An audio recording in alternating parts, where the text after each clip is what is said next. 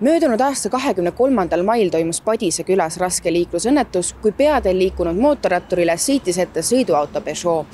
Mootorrattur hukkus õnnetuse tagajärjel.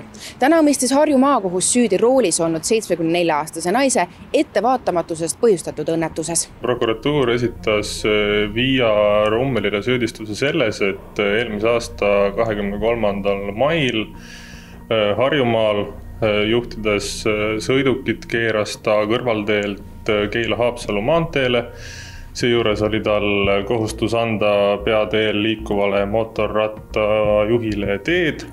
Seda ta kahjuks ei teinud, mis järel tekkis kokkupõrge ja kokkupõrke tulemusena kahetsusväärselt mootorrattajuht hukkus sündmuskohal. Kohtusaalis kõlanud ütluste põhjal olid ilmaolud head ning roolis olnud Rummel nägi mootorratturit lähenemas, kuid otsustas siiski vasakpöörde sooritada. Tegemist ei olnud tahtlikult põhjustatud õnnetusega, vaid olukorra vale hindamisega. Karistuseks määras kohus naisele 1 aasta ja 8 kuubikuse tingimisi vangistuse, mida ei pöörata täitmisele, kui ta ei pane 2 aasta ja 8 kuubikuse katseaja jooksul toime uut tahtlikku kuritegu. 48-aastase hukkunud mehe 2 tütrele peab Rummel hüvitama mittevaralise kahju 60 000 euro ulatuses ning süüdimõistva otsusega jäävad tema kanda ka menetluskulud enam kui 1300 euro ulatuses. Muuhulgas pean vajalikuks toonitada, et karistuse osana Via Rummelilt võeti ka ju ära mootorsõiduki juhtimise õigus 1 aastaks. See tähendab, et kui ta peaks üldse kunagi soovima enam mootorsõidukit juhtida, siis peab ta tegema nii-öelda selle teooriaeksami kui ka sõidueksami,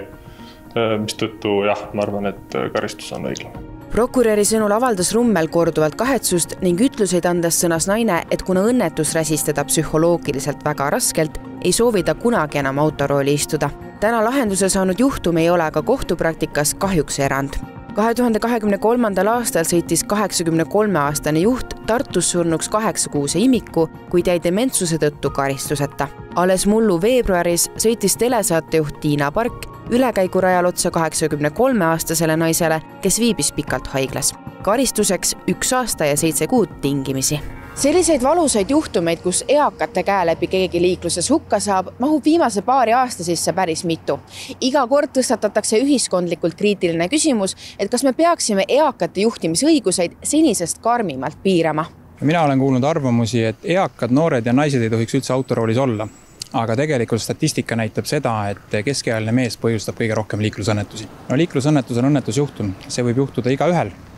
Aga paratamatult tuleb meil tegeleda sellega, et välja selgitada, mis on põhjused. Mõni eakas ei sobigi rooli, aga see ei ole kindlasti sõltuvusest tema vanusenumbrist, sest ka mõni noor inimene ei sobi rooli. Sirk toob siiski välja, et täna ribeneb süsteem mitmest otsast. Arstid saavad küll tervisetõenditele märkida, et patsient ei tohi autoga sõita kodus näiteks kaugemale kui 10 kilomeetrit ja juhtida sõidukit pimedas, kuid küsimus on, kas neid juhiseid ka järgitakse ja kontrollitakse. Seetõttu ei ole probleemi lahendamiseks ühtset võluvitsa. Riik ei saa tegelikult otseselt kätt ette panna ainult vanusest tulenevalt, et see on ilmne. Ehk siis arstid annavad esimese hinnangu. Teiseks on inimese enda enesetunne, et ta valib aega ja kohta, kus, millal ta sõidab, mis tingimustes ta sõidab. 3. samm on lähedased. Kui me ikkagi näeme, et meie lähedased hakkama ei saa, siis tuleme neile appi ja püüame neid liiklusest kõrvaldada. 65+ vanuses on kohustus tervisetõendit uuendada iga 5 aasta tagant. Tõsi on, et perearsti keeldumise puhul võib rohelise tule hea raha eest hankida ka eraarstilt.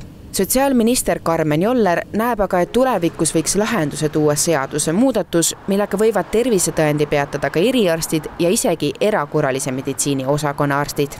See nõuab digilahendusi ja päris suuri digilahendusi, et uus tervise infosüsteem tegelikult võimaldab seda, aga see võtab aega.